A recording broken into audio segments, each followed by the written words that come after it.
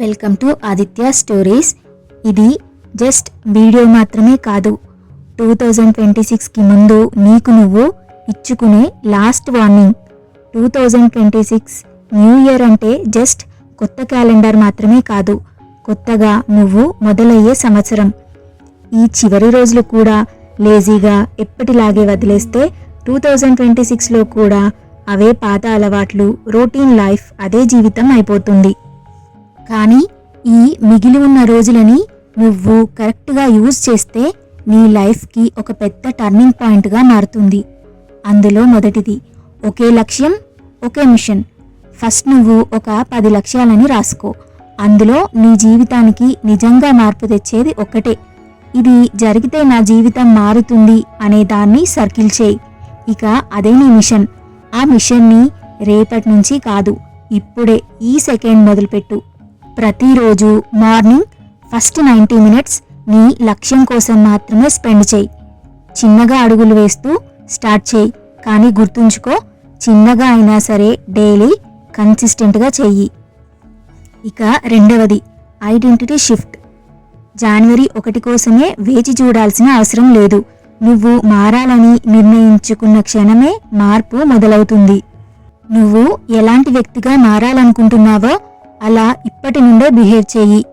ఒక simple work out, ఒక డిసిప్లిన్తో తీసుకున్న నిర్ణయం, నీకే నువ్వు ఇచ్చుకున్న ఒక మాట, ఇవన్నీ కలిసి నీ సెల్ఫ్ రెస్పెక్ట్ని పెంచుతాయి. నిన్ను నువ్వు నమ్మడం మొదలు పెడితే బయట ఎవ్వరూ నమ్మకపోయినా పర్వాలేదు. ఇక మూడవది, భావోద్వేగాలను కంట్రోల్ చేయడం. టాలెంట్ ఉన్నవాళ్ళు చాలామంది ఉన్నారు, కానీ విజయం అందరికీ రాదు. ఎందుకంటే ఎమోషన్స్ని అందరూ కంట్రోల్ చేయలేరు. నీకు ఎప్పుడు ఎనర్జీ ఎక్కువగా ఉంటుందో గమనించు. ఎప్పుడు లోగా, లేజీగా ఫీల్ అవుతావో నిన్ను నువ్వు బాగా స్టడీ చెయ్యి. డల్గా ఉన్నప్పుడు ఎలా హ్యాండిల్ చేయాలో ముందే ప్లాన్ చెయ్యి.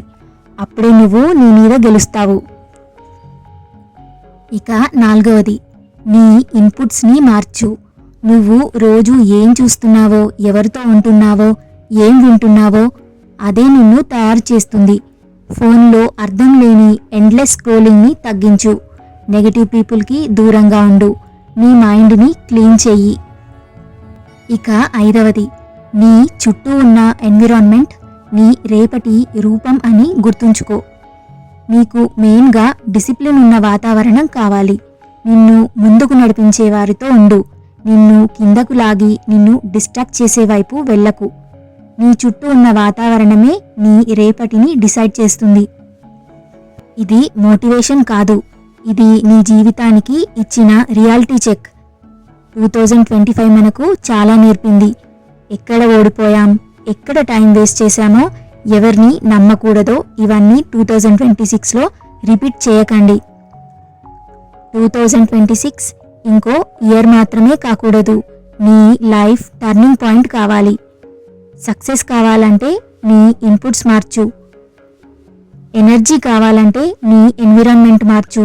నువ్వు రెడీ అయితే 2026 రెడీగానే ఉంది. మరిన్ని మోటివేషన్ ఇచ్చే వీడియోస్ కోసం మన ఛానల్ని చూస్తూనే ఉండండి. ఈ వీడియో మీకు నచ్చినట్లయితే లైక్ చేయండి, షేర్ చేయండి. మరిన్ని మంచి మంచి కథల కోసం మన ఛానల్ ఆదిత్య స్టోరీస్ని సబ్స్క్రైబ్ చేసుకోండి. Thanks for watching.